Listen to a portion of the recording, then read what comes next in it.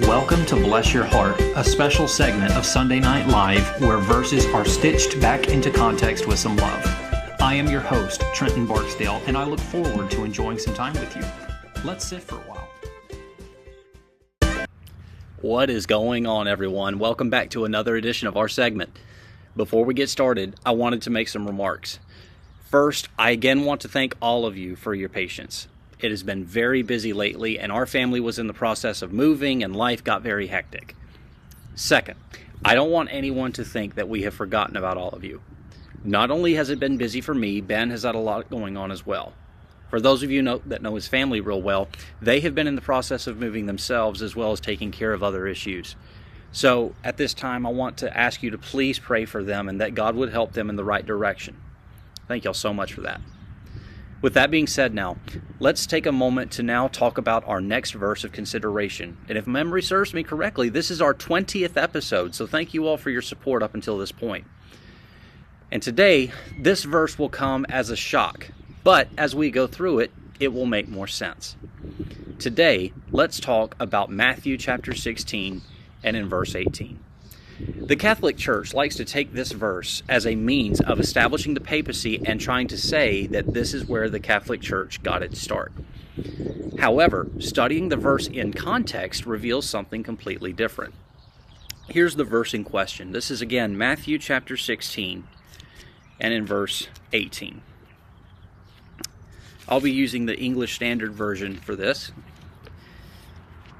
And it says there in Matthew 16, verse 18, "And I tell you, you are Peter, and on this rock I will build my church, and the gates of hell shall not prevail against it." It is worth noting how the Catholic Church will use this particular passage and say Jesus was speaking in Aramaic. So when he was speaking, he said, "You are Cephas, and on this Cephas I will build my church." However, there is no indication in this passage that the Aramaic was preserved. What we have recorded for us in this passage is the Greek writing. The Greek writing is a dead language, meaning that the words and their definitions are set in stone. Now, let's look at the context before we go too much further. We're going to look at the context here in Matthew chapter 16, starting in verse 13, and we're going to read down through the end of the section of Scripture into verse 20. The heading in my Bible says, Peter confesses Jesus as the Christ. Beginning in verse 13. Now when Jesus came into the district of Caesarea Philippi, he asked his disciples, "Who do people say that the Son of Man is?" And they said, "Some say John the Baptist, others say Elijah, and others Jeremiah, or one of the prophets."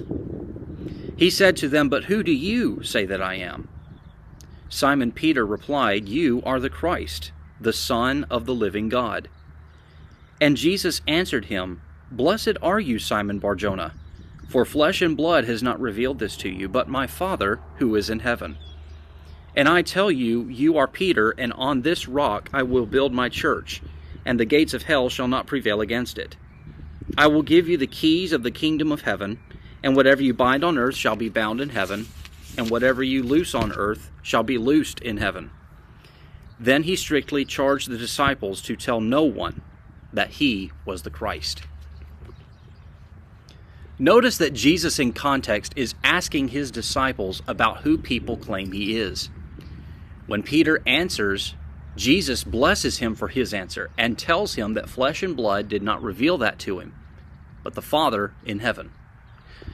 It's worth noting in John chapter 1, Andrew finds Peter and tells him that they found the Messiah. But as the two brothers are following Jesus for quite some time, Simon comes to this conclusion for himself. Upon confessing such, Jesus also confesses Peter as a small stone, stating that the confession he made regarding the Lord is the bedrock. Even though Catholics like to add verse 19 to make it seem like Peter would be the first pope in the giving of the keys and often run to Isaiah chapter 22 and verse 22 to say this is about him, this fulfillment that we see from Isaiah 22 is actually in Revelation chapter 3 and verse 7. And I will link these verses here on the video for you to be able to see that for yourself. What's more is that we see that it's not about Peter being the foundation or the one to whom the keys would be given ultimately, or the one to whom they belong. We see that Isaiah 22, Matthew 16, and Revelation 3 all point to Jesus. I hope this has helped you, and I hope to see you again soon. And as always, thank you so much for watching. Which verse do you think we should consider next? Comment below or send us a message on Facebook or Discord with your suggestions. Y'all come back now. Here